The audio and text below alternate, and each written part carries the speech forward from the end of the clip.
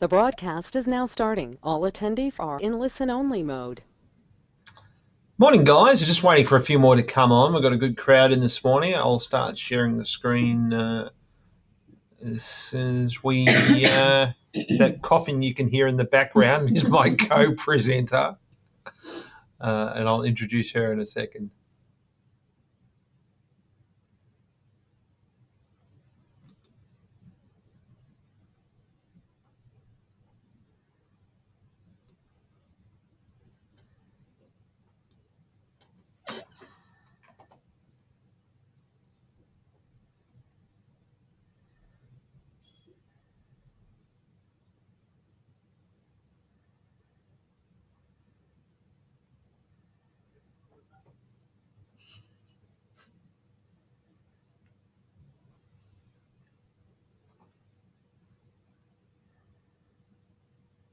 Okay, welcome back, Rankers. This is our first webinar of 2015. A little bit different this month in that I'm going to start utilising the resources that we have here of our wonderful staff. And today I'll be joined with our lead digital business analyst, Vandana Kumar. Hello, everyone. Hope everyone's doing well. I'm very excited to be here in this webinar, the first one. Excited and nervous, no doubt. No need to be nervous though. Just a few housekeeping bits and pieces. If you've got any questions, just throw them in the question panel and we will get to them at the end of the webinar because we may end up answering some of them during the course of the webinar anyway. We've already had a couple of come through in via email, so we'll be able to handle those. But we'll get started. So stopping the stealers that steal your stuff. Now we're going to go over more than just people ripping off your content. We're going to go on a couple of different things. Vanny, can you just take us through what we're going to cover? Sure. So we've got the two main types of duplication, how we're going to detect the duplication, how to resolve it, and lastly, how to report it to Google. Cool. So, I mean, a lot of people will, and you hear this a lot about duplication. People talk about duplication and say, oh, you're going to get a penalty. But it's not actually a penalty that you're getting. It's more like, Google's got an opportunity to present a site that's nice, clean, easy to understand, loads fast, everything else is great about it. Why should it load one that's confusing and full of duplication, or why should it load a page or rank a page where it's already got one exactly the same ranked? And so it's not so much a penalty as it is we're just keeping you outside the room until you clean your stuff up, basically. Yeah. Alrighty, so let's get on with it. So, tell us about the duplication. What types? There are two types of duplication. There's internal duplication and external duplication.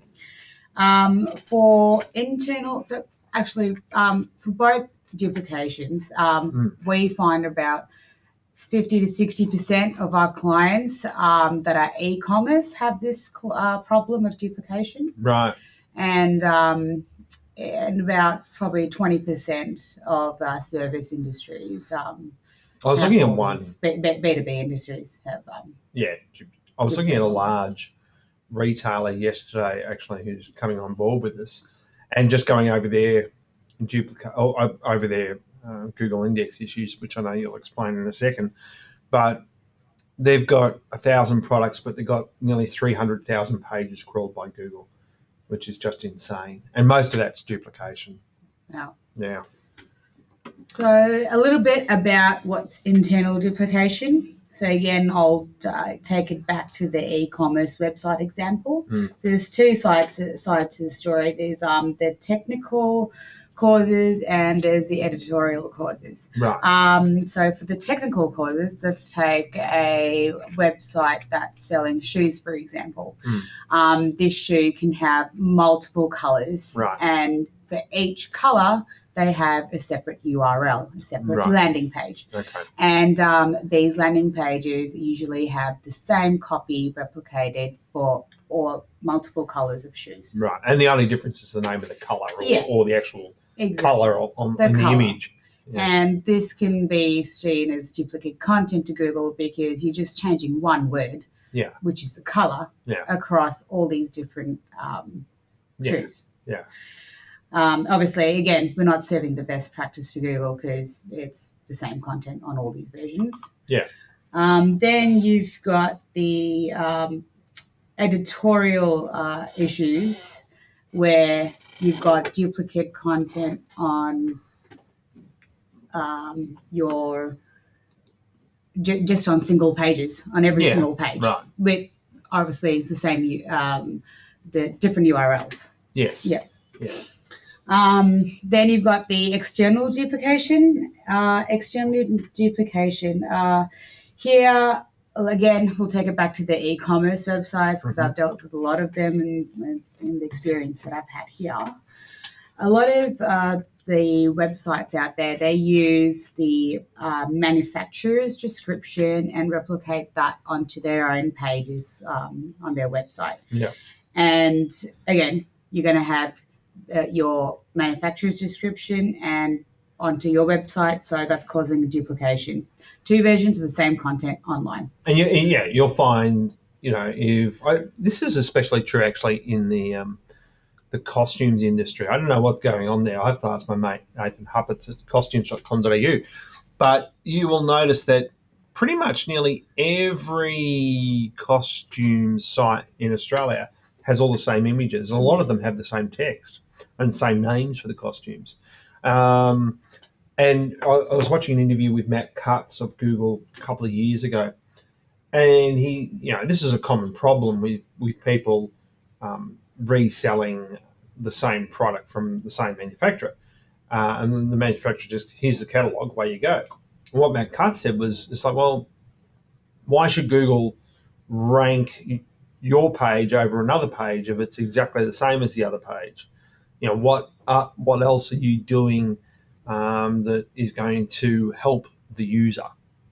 Exactly. If you're not helping the user, why should I rank you? Yeah, exactly. So, yeah. I find other instances of external duplication on your plain B2B websites where you've got your homepage content, and a lot of the times you've got to have your Facebook profile updated, your Google My Business updated, and they just take that bit of content and add it to their Facebook platform, so Google My Business, and even find it as SEO companies when you set up business directories. A lot of them, they just rip off the homepage content.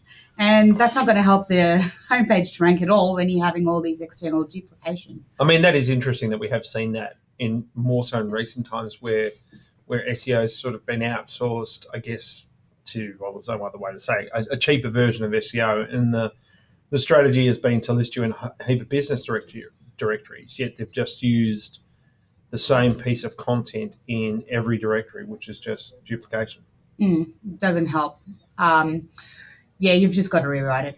Even in the yellow pages, they'll use the same piece of content in yellow pages, homepage, Facebook, as you said, LinkedIn, Google+. LinkedIn, Google+. So what should they do in that situation? In that situation, you first got to rewrite it. And remember, on social media, your audience is totally different to your website. So you need to make it useful to your audience. Any content that you do publish on different platforms has to be specific and should be tailored to that user or that visitor. Yeah, and that platform. Yeah, and that platform. Yeah. And then, of course, you've got the thieves who steal and scrape all your content and just put it on their website. Yeah, and there's different reasons why they do that, isn't there? Yeah. Jim always says they're just lazy. A lot of people are lazy and they can't be bothered writing it, so they steal other people's content. And it does cost a bit of money for. I mean, but we've had it both ways though. Yeah. I mean, we've had it where some of our clients have stolen content from other sites, and we've had situations where our clients' content has been stolen and put on other sites. Yeah. And sometimes it's hackers, spammers. Ripping off content, stealing the content. Sometimes you'll get sites, like it happens to me every week when I publish a blog post, our content gets ripped off. I'm not worried about it because we usually rank higher than the people who are ripping off our content. But the reason they do it is they're trying to generate traffic and with other people's content, and that's essentially why they do it. Yeah. So now we're going to talk a bit about how to detect duplication.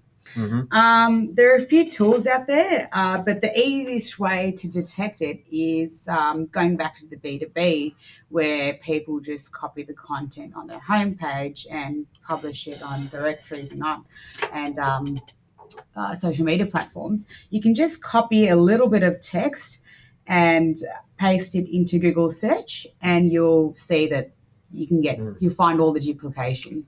Yeah. There's two ways you can do it. You can either wrap the search with quotation marks, Yep. which gives you the exact content match on Google, Mm-hmm. or you can just copy a bit of code and text. So that would be, if I wanted to say in this situation, if I wanted to see this exact piece of content, I would just do that. Yeah. And Google that inside quotation marks, and Google would return me pages exactly. If you don't have the quotation marks, it will return variations of that phrase as well. Yeah.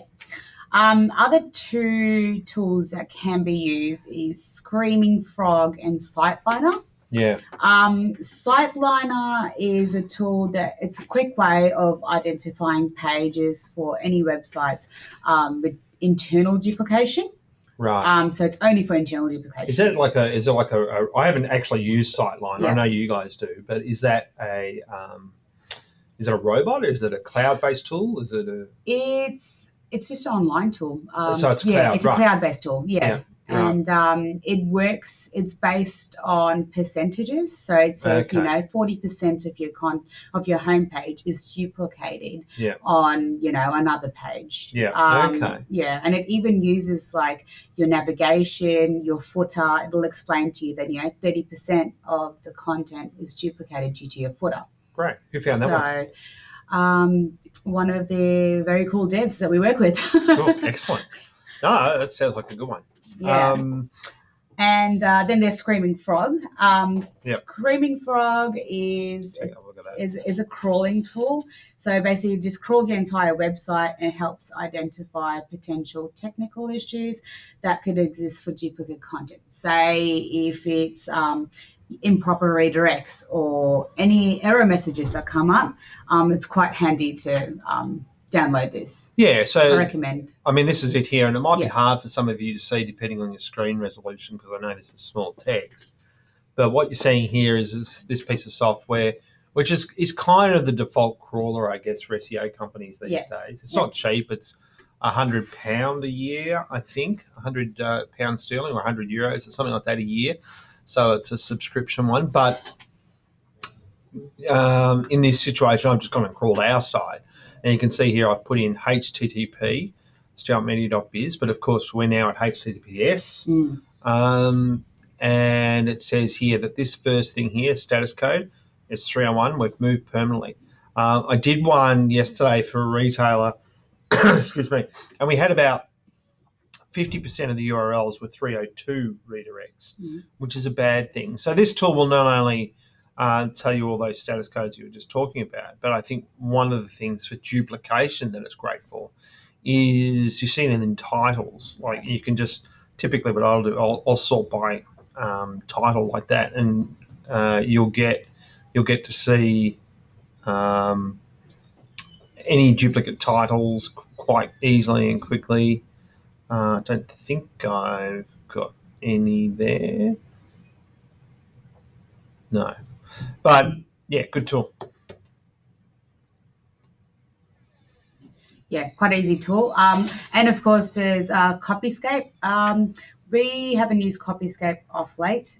We just usually just copy the content and paste it within Google. Yeah. It used to be the default one, but I think as we've evolved with what we do, we've moved on from it. But I think it's quite cheap to use that one. Yeah. Do you know what the cost is associated with Siteliner? There's no cost. It's a free tool. Really? Yeah. We're cheap. Yeah. Yeah. Okay. It's free, but it's very useful. Very useful. Okay. Yeah, especially for a lot of e-commerce websites when you're searching through thousands and thousands of category pages. So Okay. It does take a lot of time. Right. And Webmaster Tools. There's a few things I'd like to talk about Webmaster Tools. It's first thing is it's probably the best tool that we use, and probably we see it on a daily basis for every single client, daily basis. It gives us everything you need to know about your website. So for duplication purposes, the HTML improvements. So this section, it just points out the specific URLs that have duplicate titles and duplicate meta descriptions. And you can look for patterns within the duplicate titles and duplicate meta descriptions. If you click on one of the tabs, Jim, you can, or say duplicate title tab. You can either look, usually it'll come up with either URL parameters or your title's missing, and it'll give you information about the page. Yeah, I actually, I know we're talking a lot about e-commerce sites with internal duplication, but you see it a lot also these days when I'm going to get on my email. It's stopped coming up on the main screen. You see it a lot with even WordPress sites these days, and you'll see it in this section.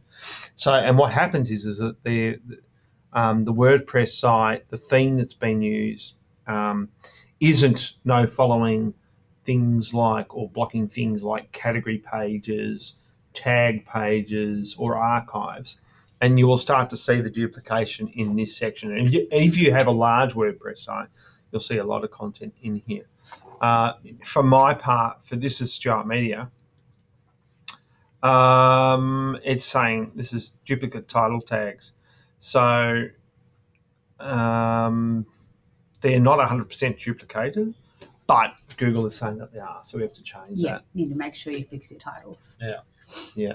I mean, the other thing there too, I guess, is the index section. Can you tell us about that? Yeah, so the index section, basically, this shows the historical traffic graph of the number of pages for your site. And if you see that the graph spikes upwards at any point in time, and you haven't added any content, or you haven't created anything recently, then this sends alarm bells that there's some sort of duplication going on. So our guys look at this how often would they look at this? Every day. Every day. This is another thing that you have to check this every day. It's just a great detection indication if anything's that's duplicate, or it's low quality, or somehow that's made its way into Google's index mass. I mean, it's quite interesting watching. If you haven't had a look at this, I would highly recommend that you do. The reason ours is like this is because, once again, we've just switched to HTTPS. So Google sees that as an entirely new site. So if you had a look at our HTTP version of the site, it would have just been a flat line increasing a couple of pages a week as we add new content. So this graph should reflect your products and content as you add them. If it's like a roller coaster, then you've got issues. Where you see ours is starting to flatten out here now. So it should peak, I think, at around 700. But how can you double check to know that this number is right? Usually go into your crawl. If you click into crawl, Jim, there's a sitemap, and your sitemap should match the number of pages indexed. Now, every website is different. Like here, you have an image sitemap, web page sitemap, video sitemap. So you'll so there's something that we need to fix there. Yes. With the new site. So we've already identified issue. there's something there that the guys need to have a look at, because there's 512 submitted in the sitemap, and yet Google's already crawled 659. So there's a discrepancy there which needs to be fixed. Yes.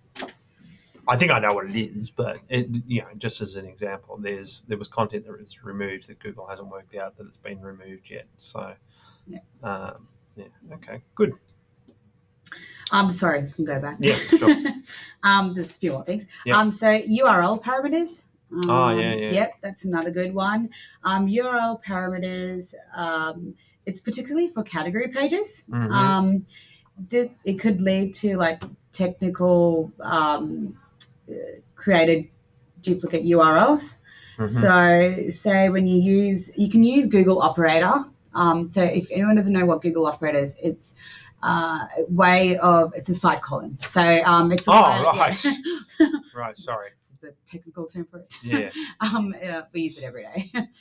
So it's just a way of let me just bring that up. Actually, detects how many pages that's within your site and that Google has crawled.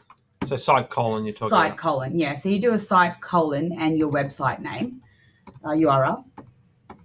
Oh, it's gone into your Oh, it's gone into the email. Tech email.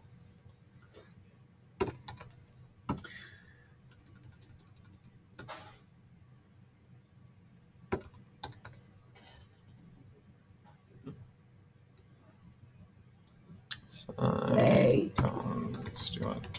Yeah, with the site colon, it's just a great way to make sure that all the pages that Google has crawled match up with your Webmaster Tools results. See, and here it's saying for us, we've got 1,000 results.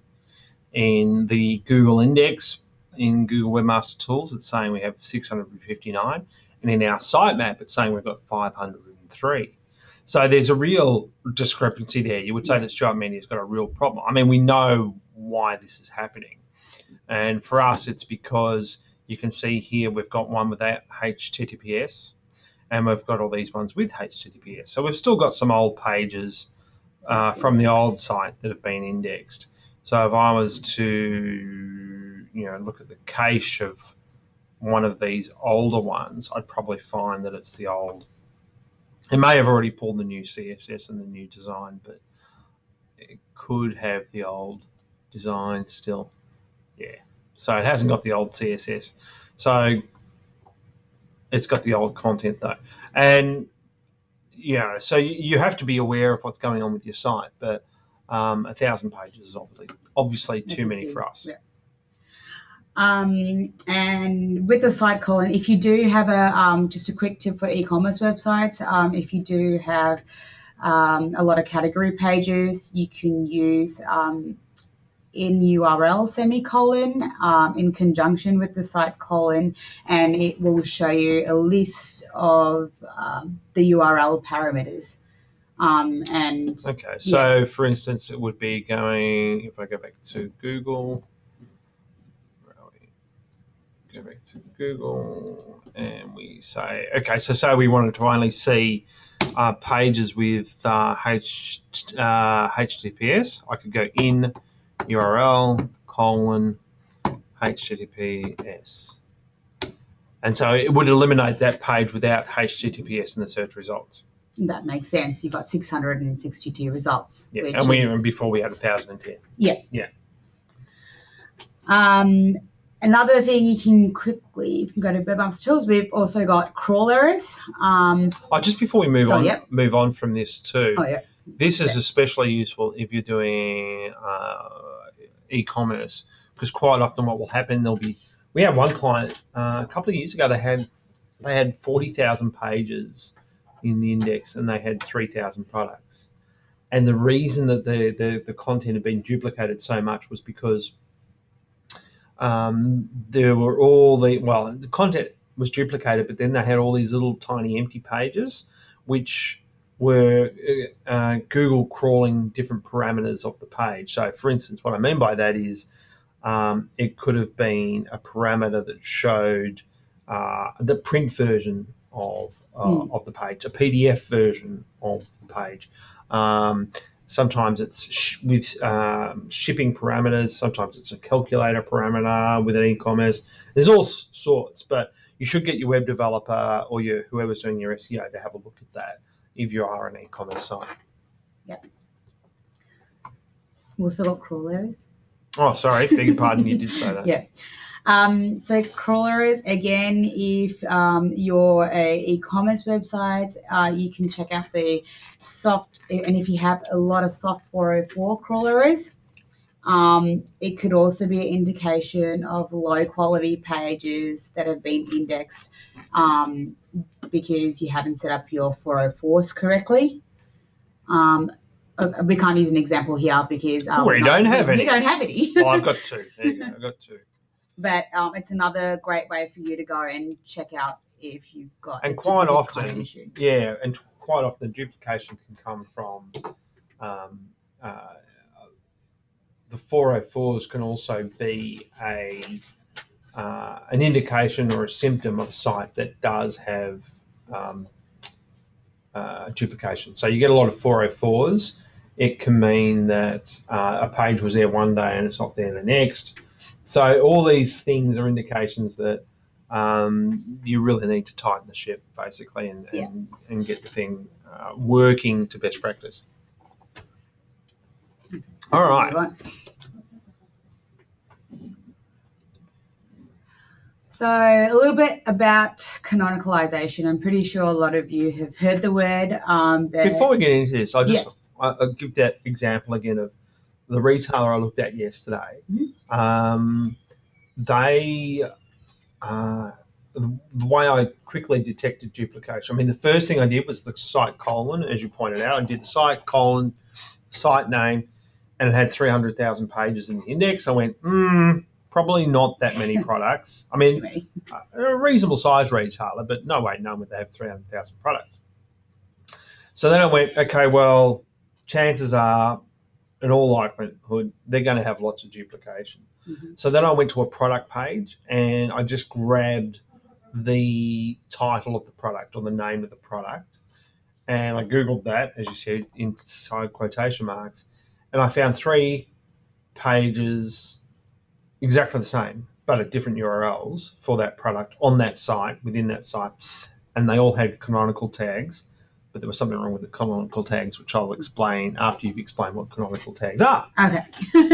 So canonical tags, basically, if you have, so it's multiple versions of one page. That's probably the easiest way to explain it. If, say, maybe we can just give you an example. If you just jump onto any online, I'll go to Stripe Media. Well, Stripe Media actually. It's easier.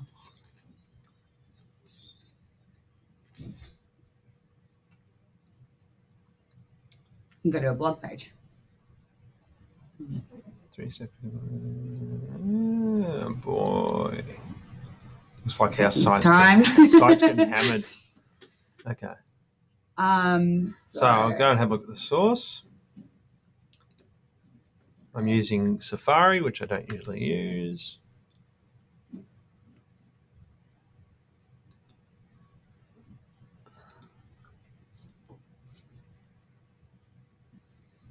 All right. So we'll go here and we'll say, so don't freak out on me, canonical. No. Oh yeah, I'll just go canonical. Oh, that's right, it doesn't. All right, so I'm going to search that.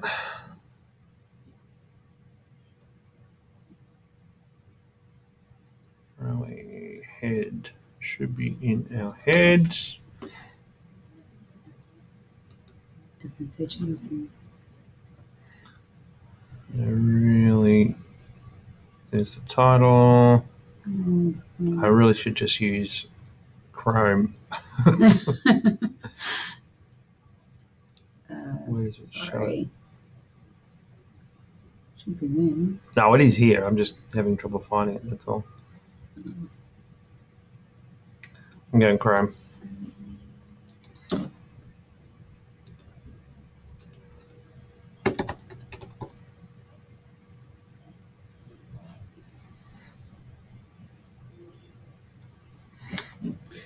So yeah, there's multiple versions of the same page. While Jim's loading that, usually you find it for a B2B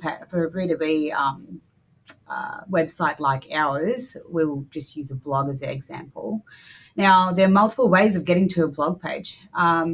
we're a WordPress website, and you can have a different slugs with WordPress, and you say that. So, for example, this blog post is about e-commerce, and we have a category called e-commerce related blogs. So already we've found two ways of getting to the blog. One is the blog itself, and another one is through the recent posts and through the category section. So there's three different ways we can get to this one page. So we need to make sure that Google sees the canonical tag wrapped around the main URL that they want to be crawled. Yep. Yeah. And you can see there we've got two canonical tags on this page, which is dumb. So someone needs to fix that. But we've got one in the... It's like an audit of our site. I know. Well, we only went live with this a couple of weeks ago, but so we're still ironing out little bits and pieces. But it's interesting to look at. There's obviously there's a plug in there that's giving us two canonicals, and that's why that's happening. But you can see here, this page might appear at, say, as Vandy said, it might be, say, / e-commerce in that category. And if it did, then this tag lets the search engines know that the original version of this page is at this address. Now, that site I was looking at yesterday, they had the product pages, and they had 3 identical product pages, and they were doing that for every product. And when you went and had a look at the canonical tag URL was the same address as the duplicate page. So it was serving absolutely no purpose whatsoever. So if you've got more than one address for the same piece of content, in the canonical tag, it should all be the same address. I know this might be a bit heavy and confusing for some of you out there, but Adam told me before on Safari it's on line 8. Just because I'm not used to looking at the find source, Adam, on Safari. So this is the main way Google says to use canonical tags with duplication. Now, where this doesn't work is the way I've just explained it, when you're not using it properly. Yeah. The other area where we've seen it not work is with BigCommerce sites. Yes. So, for instance, I'll show you what BigCommerce is doing. And we've tweeted BigCommerce about this, and we've been to their help desk about this, and we've talked to them about this, but they don't seem to care. So if I go to mybigcommerce.com,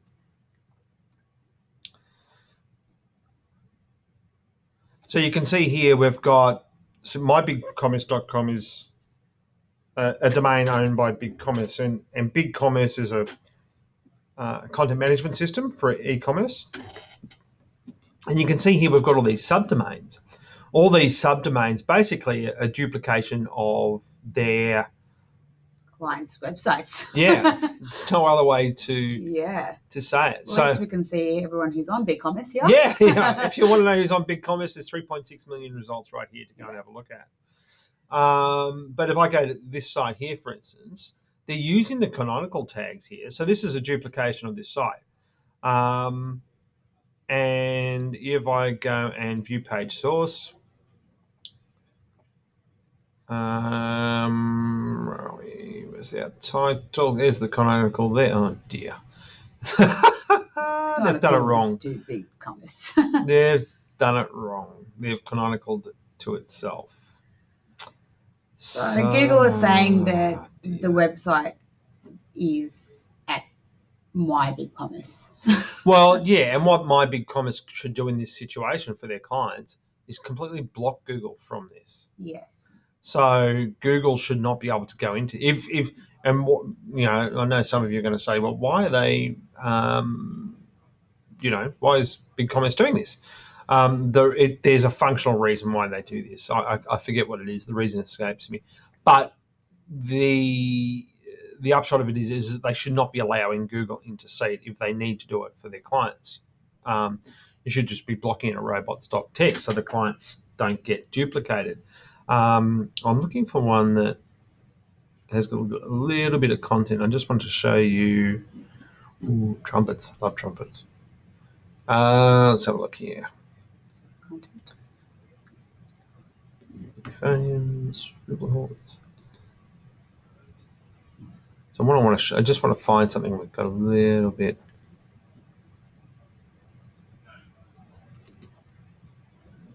It's a cheap trumpet. Okay. So what Vanny was describing earlier on how to find duplication is that we just take this piece here, this piece of content. That's probably a little bit too much. You probably don't need to take all of that. And then we go over here to Google and we put it in quotation marks. And the only one that's showing is the My Big Commerce page. Not even their website. Not even their website is showing. So that's bad. Yeah, so in summary about canonicalization, it's about having that little bit of code inside every page that tells Google where the original file is. Yeah. If you do choose to use Screaming Frog, it will tell you about your canonicals. Yeah. And in some instances, we've got more than we've got 2 canonicals. There we go. Yeah. Oh. I'll ask the devs about that. I'm not too sure why you would have 2 canonicals. Doesn't make a lot of sense to me, but I'm sure there's a good reason for it. But Screaming Frog will tell you all your canonicals as well. Yeah.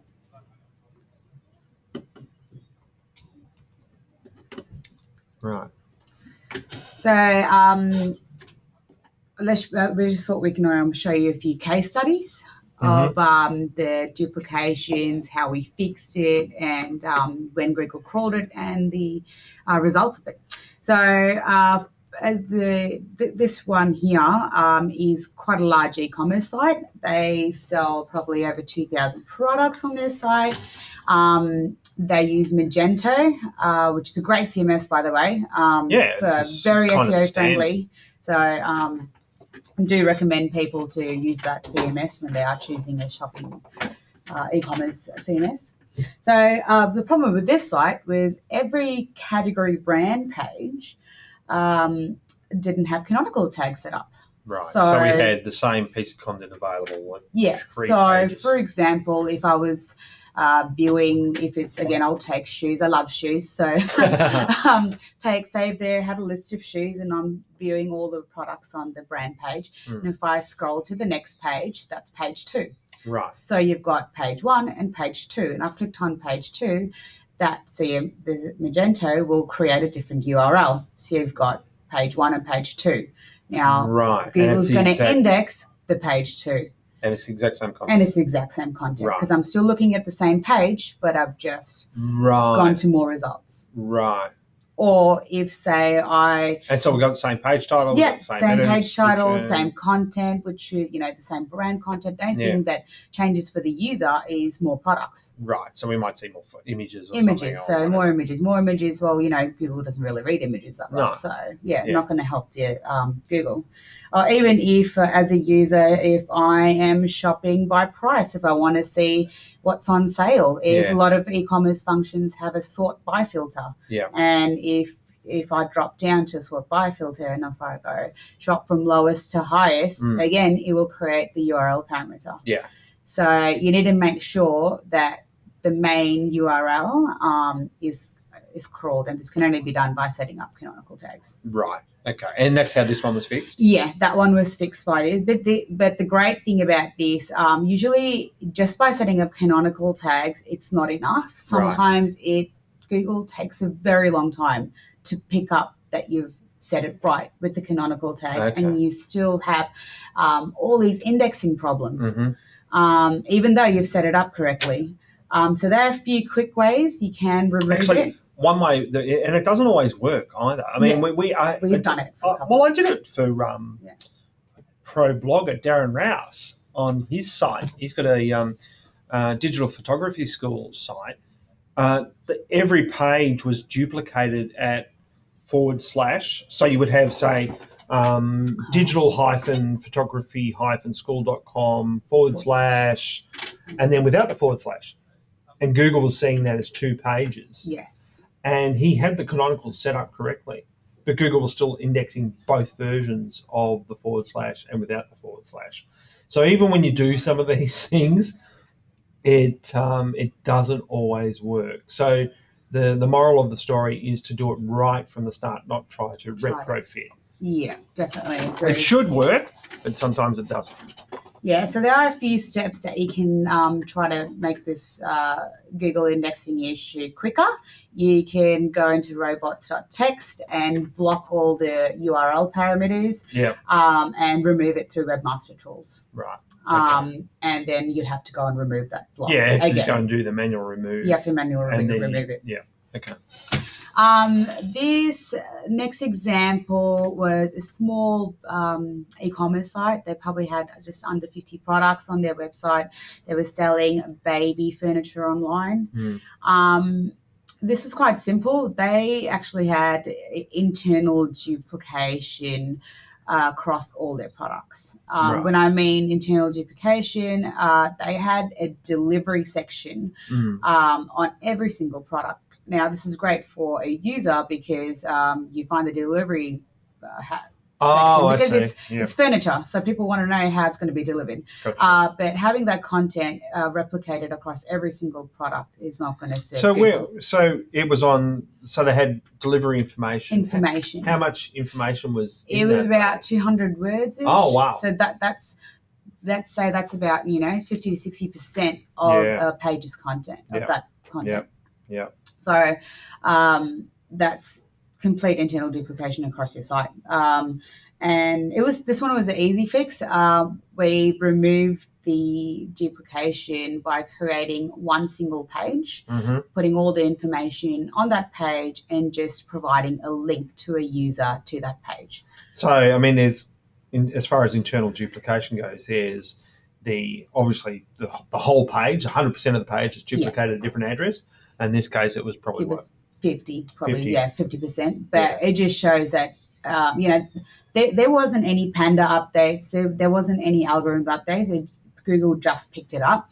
So that's another thing. You got to be very careful with these things. Well, you got to monitor it. You got to monitor it every day. Don't you? I mean, got to monitor it every day because you never know. And if you're asking the question out there about how do you monitor, well, you just need to basically pick a couple of really main key phrases when you know that you're ranking for them and just check them every day. Just once a day, just drop in and check them. We'll get a reporting tool. There's heaps of them out there, heaps of free ones out there as well. Yeah, and as you say, after Google recrawled the changes, it picked up and the rankings got better actually. Yeah. And these are 2 different keywords we're monitoring here too, hence the difference in the graph and when it was picked up. Now we've got external duplication. So we kind of touched base with this in the beginning, but so you've got the lazy people who steal content. Well, they're both lazy. Yeah. So what I mean by, I should explain what I mean by thieves and incompetence or plagiarists and laziness. So you've got people who just steal your content. And then you've got people who just duplicate their own stuff and just put it up on every single page. So how do we detect this? Same way as we do every other piece of external duplication, using Google, using all the different tools out there. Using all the SiteLiner. Sometimes though, you can. I don't know how SiteLiner works. Sorry, that's actually internal duplication. Okay. I meant to say Copyscape or Screaming Frog. Yeah, Copyscape will, if someone's ripping your stuff off sometimes. But the people who rip me off, Google, when I detect that they've ripped me off before Google does. Oh. So because they're using WordPress, they're actually ripping the content off and then they're saying, content originally found here. And then give me a link. Oh, yeah, thank you very much. And then I get a ping back via WordPress saying, someone else has linked to that blog post that you just wrote. And so you can go and find out who they are. But there's a world of content out there that you don't even know about because Google hasn't crawled it yet. I mean, Google has only crawled a very small percentage of the web. I know it's billions and billions and billions of pages, but there's plenty out there that it hasn't crawled. So there's your thieves, which basically steal stuff, and then there's the people, the site owners that basically, site owners that copy off other people's websites. Yeah, and steal other people's stuff. And that's an example of this medical website. Oh, that's right. Yeah. So, I mean, medical websites are quite generic. You can't really, this guy actually complained, oh, it's a generic information. How do I rewrite the content when it's procedural or anything like that? But I said, but how is Google going to know the difference between you and this person when you're serving the same content? So did he rip off someone else? So he ripped off someone else's content. Right. Local? And, Australian? Or? It was Australian. Right. Yeah. So that also doesn't help if it's Australian. It makes it worse. No. Yes. If you're in Australia, that is. That's right. For our American listeners. So, yeah, he completely duplicated the content on most of his pages. Right. And this is great because this doctor actually provided us the content. Usually we service clients by providing content. Yeah, well, we've got a team of writers. We've got a team of writers, but this writer, this is one of the great clients who spent time and actually wrote the content, made it unique and made it specific to his visitors. Great. And once he fixed everything up and once we uploaded the new content, as you can see, Google recrawled it. And then, and look at that, it just flatlines. Yeah, it's just really steady stable. As a rock. Yeah. I love that. And this one is a bit different. Yeah. This is a small pest control site. They probably only have about 50 pages on their website. Yeah. About that. Yeah, about 50, yeah. And what happened here is someone else stole the entire their entire site's content. Yeah, it's a competitive industry, this one. Yeah. These guys are in Brisbane. Yeah, they got ripped off completely, every single one of their page. But now Google has come up with a tool, which is the DMCA. Yeah, so if you are getting ripped off, this is the thing. So Digital Millennium Content Copyright Act. I'll give you a little bit of random history about this act. So Millennium, meaning that it happened in the year 2000, bit of a giveaway. Yeah. But the reason it was brought into play was because of a little piece of software called Napster, which you kids wouldn't know about. But Napster was the first sort of pirating, music sharing, whatever you want to call it, software out there where people were downloading music through. And the DMCA came about because of that. And then there was a lot of libertarian uproar around the DMCA, including Google. Google was one of the organisations out there that didn't like the DMCA, and they used to put notices and you'll still see notices today inside Google search results that says this result has been removed due to a copyright complaint. But now the DMCA is a part of Webmaster Tools. Yep. So for this website, I think our development team probably would have done it about it probably took about 2 to 3 weeks. Yeah, that's all. For them, it wasn't too long. No. So 2 to 3 weeks. If I looked at that one, took about 2 to 3 weeks for it to all come back up. But it's a simple form. You just need to put your personal details, provide who copied off your website, and just be a little bit descriptive as well when you submit this form, because the more information you do provide, it is easier for them to shut the site down. Yeah, well, they don't shut the site down. They remove it from Google's index. Index, yeah.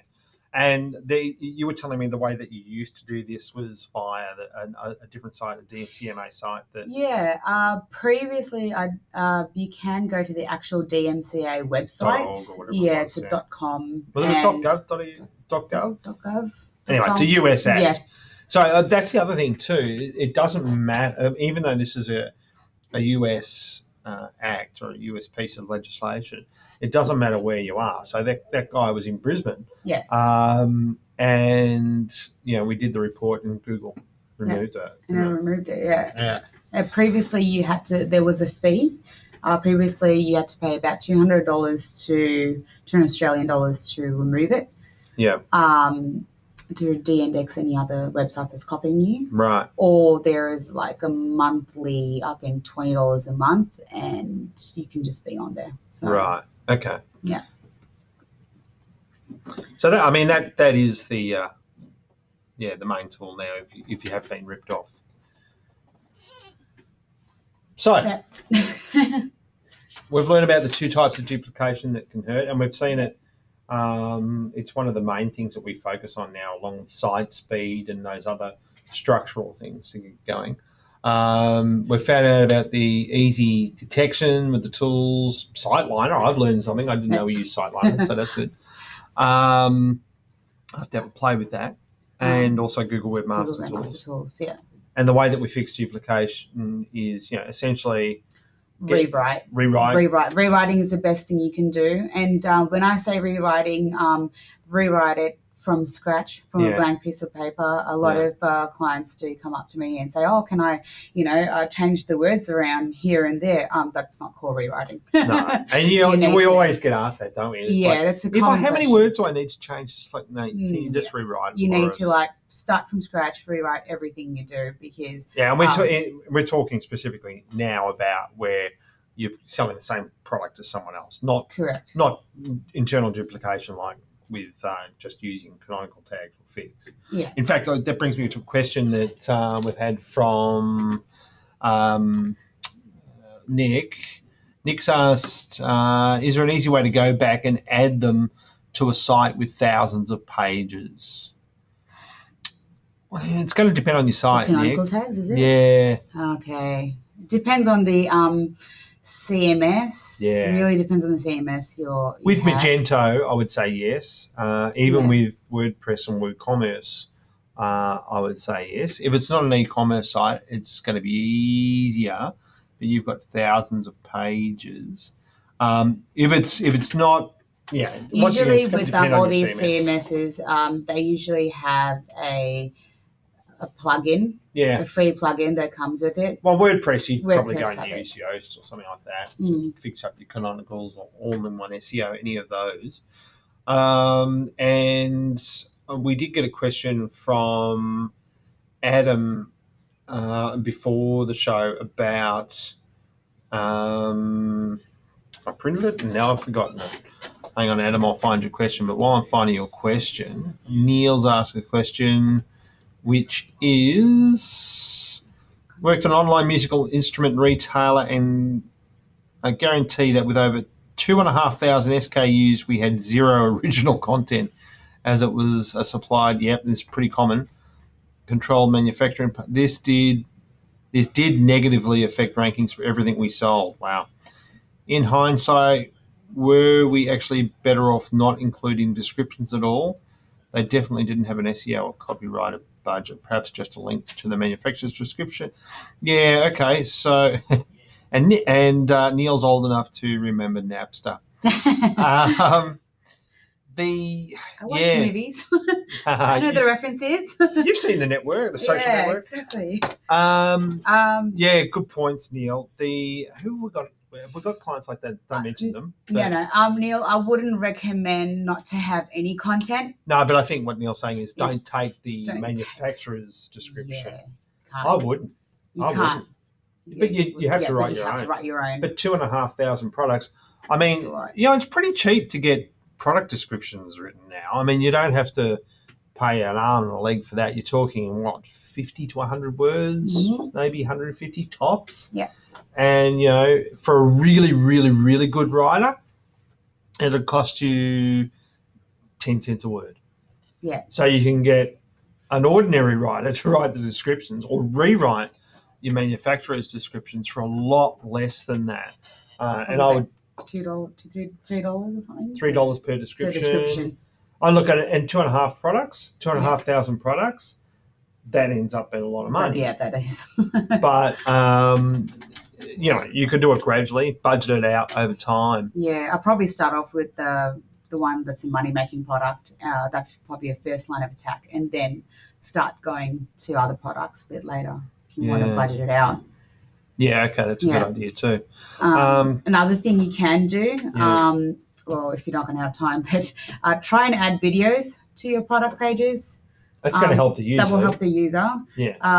And because they'll stay on the page. The bounce rate is a little low. And also add user reviews.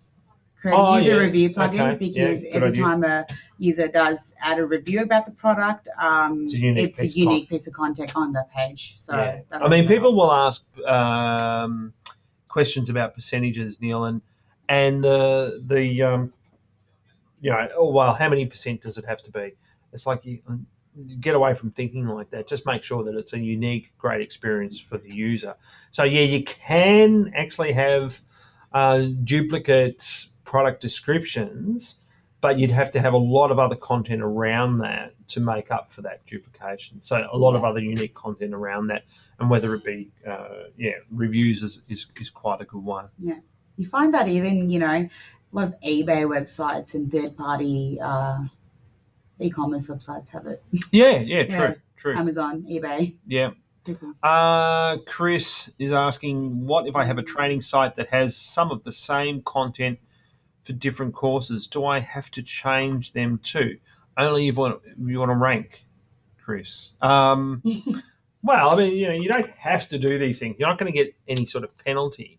But if you've got a course, let's just say you've got a course, you've got similar courses in, I don't know, glass blowing, and one's on, and then you've got another one that's on silicon smelting or something, I don't know, and they've got crossover components, which is, I guess, what you're talking about. Just keep in mind what you're trying to do here is look at a page and say, is this a unique page? Sure, it's got a little bit of duplication, but it's a good experience for the user. It's a good read for the user. Yes, there are some. I mean, there's if you're quoting someone, if you're quoting a news article, the person has said the same thing on several different websites, probably, but it's the content that you put around that makes you unique. Yeah. So once again, it all gets back to the user experience. I'll get back to Adam's question. I haven't forgotten you, Adam. I haven't seen it myself yet, but have you seen negative effects of duplicate content from social media? I would say probably, Facebook descriptions. In the Facebook description, you have the About Us section where you fill in the details. We find that there is probably a big negative impact, especially when you're copying your entire homepage content or About Us page content onto Facebook. Yeah. I mean, it's or Twitter, matter of fact, whatever social media platform. Yeah. Adam's question. Sorry, Adam. So Adam's got a number of different dealers, and who are basically the dealers of a large vehicle product, and so a little bit similar to say some of the real estate sites where Adam is providing an iframe of content from the original site. So because the dealers never get around to updating their sites or whatever else, so Adam as the distributor is trying to provide unique content to all these dealers, and they're doing it via an iframe. What's your thoughts on that? Unfortunately, Adam, iframe is a big no-no to Google. Yeah, it's not great. I mean, well, from a development's perspective, I know if I go to one of our devs in the back room here, they will say, no, it doesn't work. Hurt. You need to get rid of it. I would, rather than getting rid of it, because that's probably going to be a big functional change to the business, I would probably look at going to the dealer's sites and blocking Google from those pages where that iframe appears. If it's useful to the user and it's the only way to do it, all of these things you've got to weigh up. What's the business case for it? versus what does it mean? Because, I mean, if the dealers aren't doing anything on the websites, it's unlikely they're going to be ranking for terribly much anyway if they're not, diligent on the websites. So I would tend to probably just block it from Google so it couldn't get to those things. Those pages, yeah. Aaron's asking, is having canonical next and previous pagination links good enough for an e-commerce product list if a view all page isn't possible? Oh, that's a good question. So repeat that, sorry. Yeah. Didn't hear that. Is having canonical next and previous pagination links good enough for an e-commerce product list if view all page isn't possible? Yes, you can definitely do that, but also make sure you go into Webmaster Tools and block the parameters. Yeah. Using you go into your Webmaster Tool URL parameters. Yeah. Make sure you stop Google crawling those pages, because sometimes, as Jim said previously, canonical tags just don't work.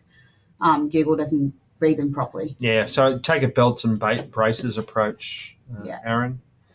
Felicity is asking, so you wouldn't recommend a product like Hootsuite, which automatically replicates the copy you add on Facebook, for example, onto your Google Plus and Twitter accounts? You're talking about updates, Felicity. No, I'm fine with that. Updates is fine. Yeah. I mean, you're not trying to rank those pages. What we're talking about, what Vanny was talking about before, was where you put the About Us description section on your Facebook page. Make sure you've written it for that Facebook audience. Don't just rip something off your existing site and stick it up there. But as far as updates using Hootsuite and Buffer and all those sorts of things, that's fine. And we're out of time, and I've got to get off to the next meeting.